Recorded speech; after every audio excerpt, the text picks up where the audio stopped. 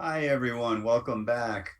We have that extra little fun insight that is a big deal in some courses, a really small deal in this course, because the topic is loosely described as internal truss forces, the member forces in a truss, which is a structure made up of pin-ended segments. So there's no moments at the ends of the segments. It's typically triangulated. It's a big part of structural engineering curricula. It's not a big part of this course because it doesn't quite capture load flow. It captures load, so-called hot spots, where is load perhaps too high. But nevertheless, using the modern Muller Breslau method, there's a few steps. And any way you do it, even if you do it algebraically, you have lots of equations to solve. It's very tedious. If you do it graphically using graphic statics, it's actually very meditative, but there's a lot of lines you could find in any graphic statics textbook examples of trusses. Using the Muller-Breslau method, I have a whole chapter in the new book on trusses, but I must admit it's something that I wasn't really sure I would put in. The editor wanted it in there, and I see the value of it. It's just not everyone's cup of tea, right? And I'm trying to make it everyone's cup of tea here. So what are we talking about? We are talking about Salginatobel, the bridge by Robert Maillart that we studied last time. But last time we only looked at the external equilibrating reactions. Now, suppose we need the force in a bar. I will look at the force in this bar, BAR, or strut, or element, or truss member. You can call it anything you want. You will find the force in either the left horizontal bar, which is playing the role of the deck, or the right one. It doesn't matter. And you will put a point load here on the crown. It's fine, which is what we will do for our investigation of that bar force, that internal force. We'll do that with the modern Muller Breslau method. And I assure you that it is exactly theoretically correct, but here you really do need someone to help you find the theoretical solution if you are interested in verifying your work.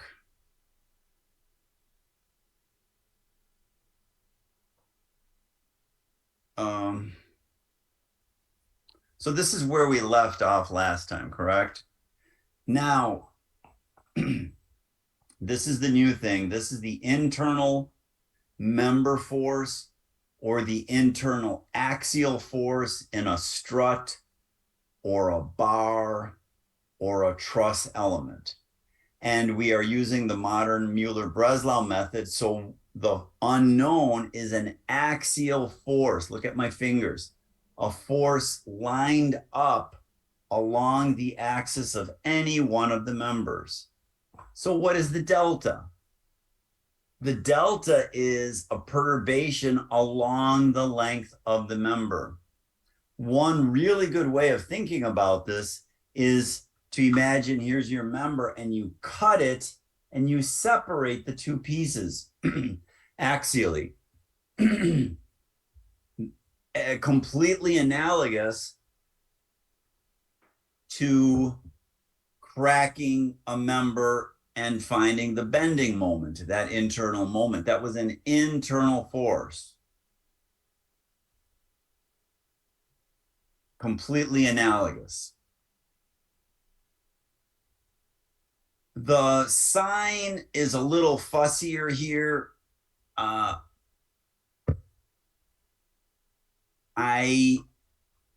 want you to use the sign properly. I must admit it's a variation on the single equation of our course. So I'm still calling it one equation in the whole course, even though I am exaggerating. Look at page 62 and equation 4-3. The only modification is that there's a negative sign in front of the unknown. Now, what is going on there? What is going on there is that if I perturb an element axially by separating it with some visible gap, the bar is saying stop, stop. The internal force is pulling back on that perturbation. It opposes the perturbation. If I imagine compression such that here's the cut and it slides past each other, the internal force is saying, stop, I don't want to do that. It's always opposing delta. So the work done by an internal force in these examples is always negative. If you separate it with a gap, it's saying, I want to go back. If you compress it with an overlap, it wants to go back. It's always opposing. Each force and each loft is measured the exact same way. So I'm calling that the same equation. Suppose we were looking for the force in the lower diagonal chord or strut or truss member. Now this is a truss. So we elongate that member by some delta, and that chord now becomes chord left plus delta. That member has changed length. No other members change length in the perturbation. So that triangle that was formed by the truss on the left side does indeed distort. Does indeed distort.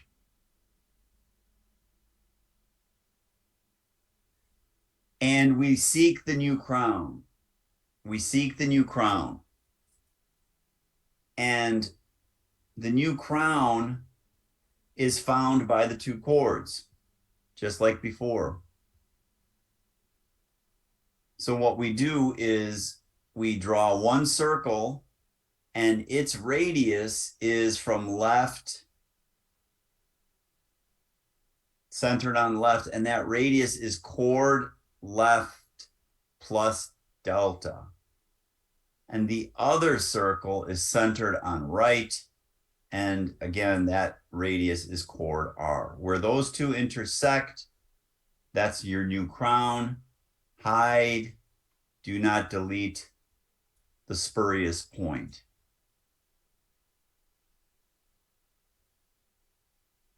Then, yes, there's groaning that's happening. I know you do have to find this top left corner, but it really is two circles.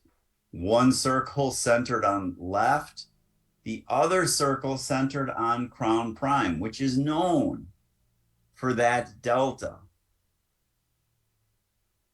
That gives you the new top left piece, and you know where this is headed, right? Let's look at the GeoGebra since I have the GeoGebra here.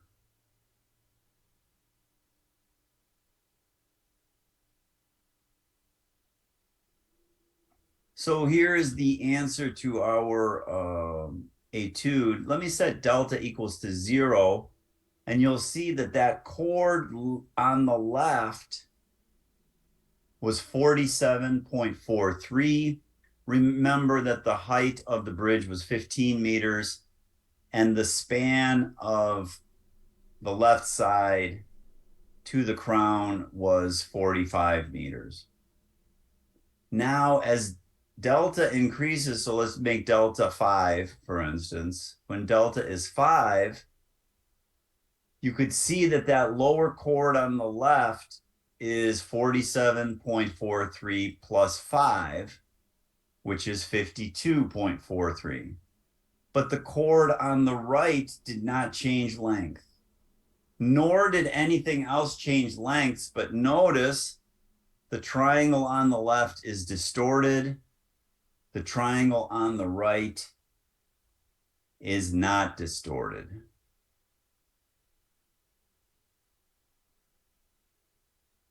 Okay.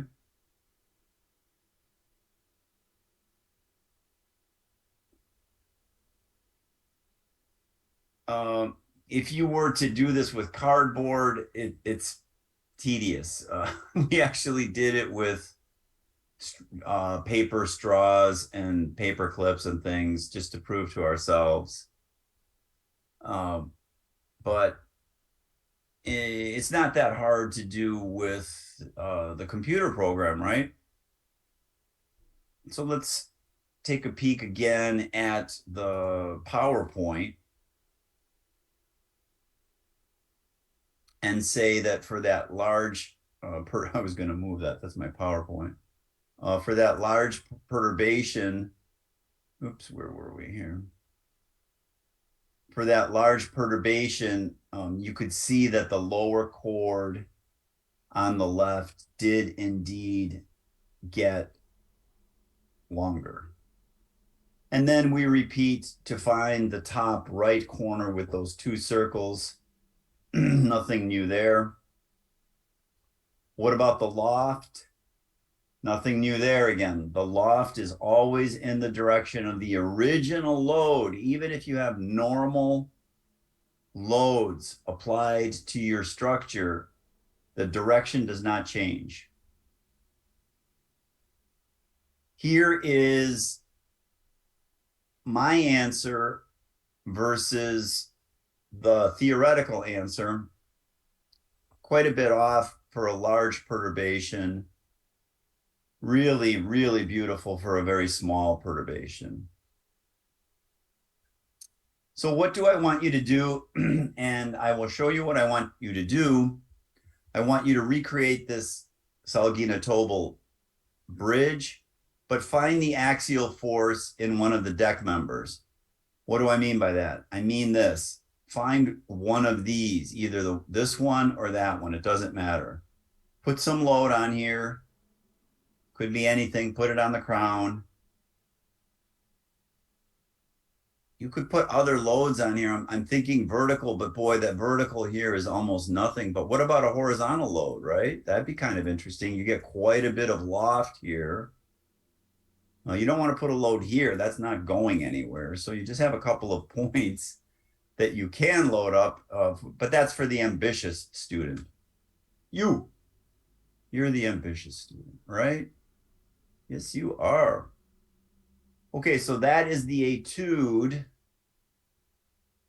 No need to find the external reaction. You can if you want, but that's not what I'm asking. I'm asking for one axial force in the horizontal deck. Apply a load to the crown. You could actually put different loads on the crown, even a diagonal kind of load if you want, but that's not super realistic. Okay, let's see how we do it in GeoGebra. If you don't want to watch, you don't have to. You don't have to. Maybe I'll save this as a demo and destroy the perturbed shape because I'm 100% certain you can draw this. Remember, our key points are left, right top, right, left top, and the crown.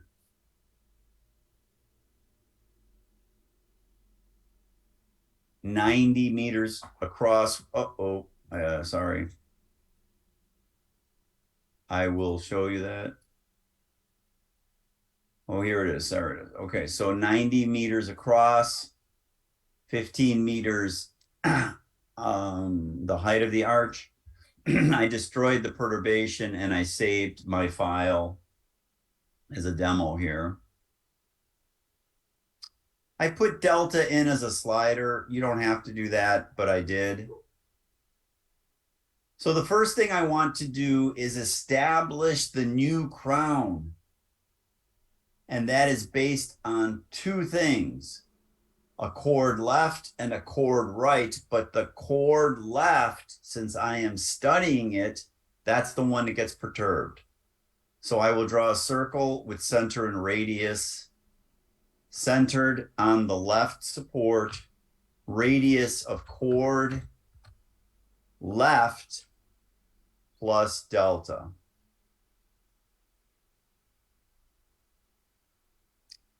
The other circle is centered on the unwavering right support, and its radius is chord right. We establish the new crown unambiguously.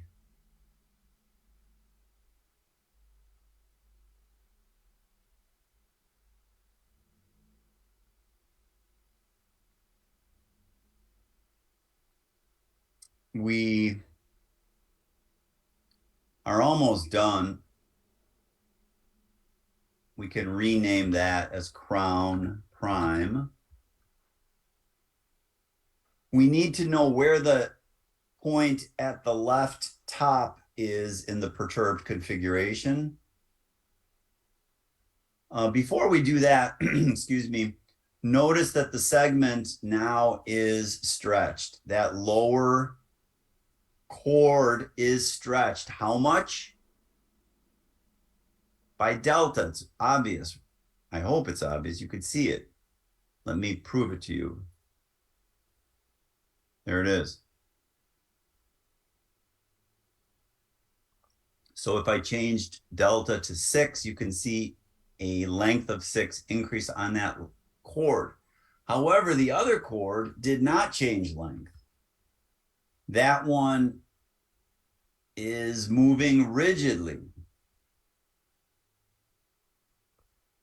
Okay, we need to establish the tops of the deck.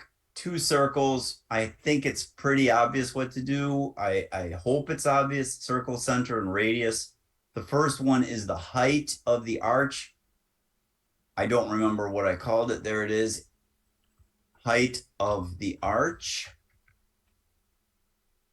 And the second one is through the perturbed crown. And that span is span 1, right? And where those two intersect, that is the new top left corner.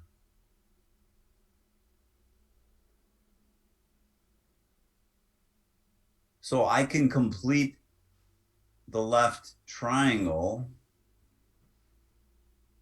and I could prove to you that those have not changed lengths. They are what they were originally. 2 more circles, and then we're done. Do you know what the 2 circles are? Yes, you do. You're so good. I am so proud of you.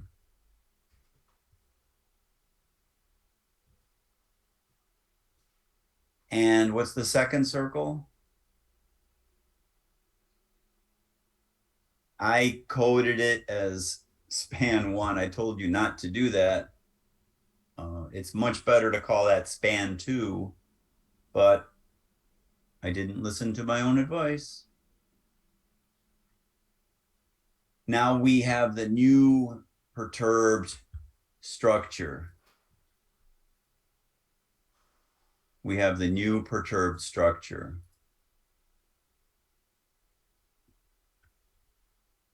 You can see these lengths did not change.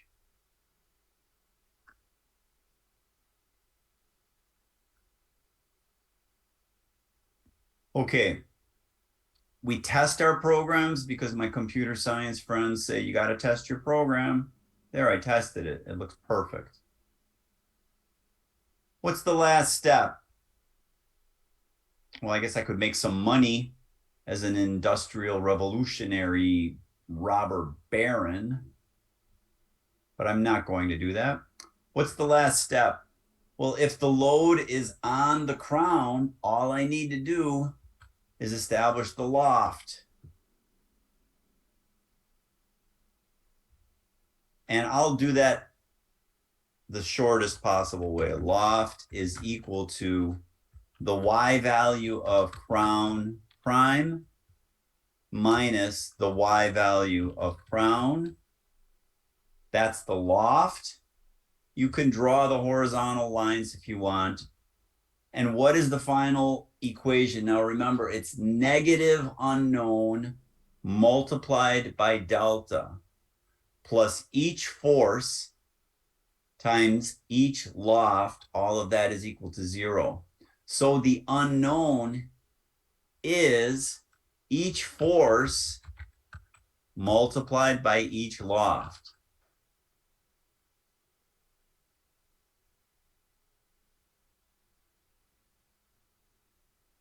But you could see I was thinking, did you smell the sawdust burning there?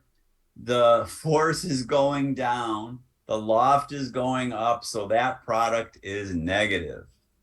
Minus F1 times loft divided by delta.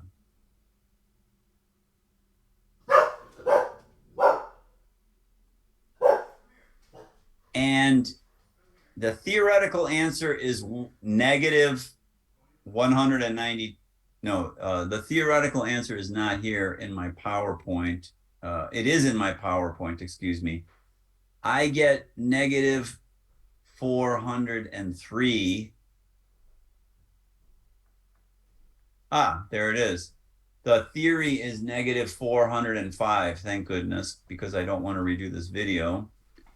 So I got 403 with a minus sign, and the theory is 405 with a minus sign. 405 with a minus sign. So let me go back and show you that. There's my answer unknown. Can you see it? 403.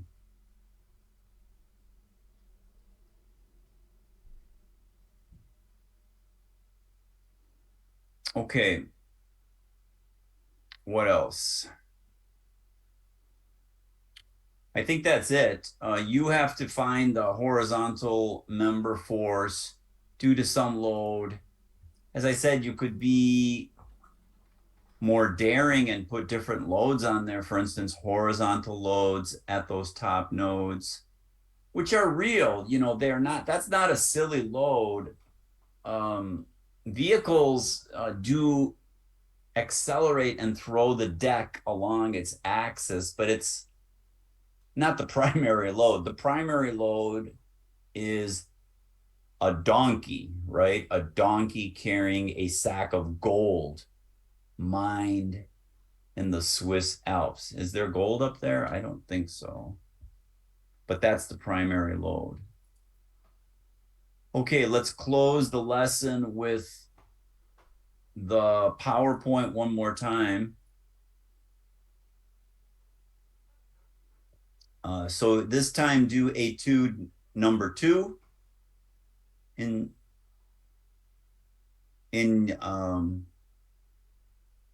looking for the horizontal force, right? Excuse me, yeah, the horizontal member force, either on the right side or the left side of the crown. Okay, I hope that was great. I hope that you have some confidence instilled in you.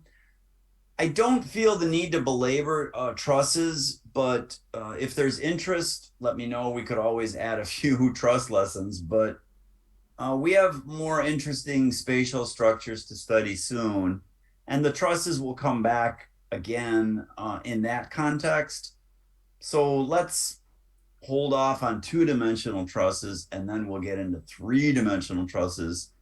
And that's how we will end the course. It's going to be really, really fun from a design point of view. Great. Thanks for your attention. Good luck.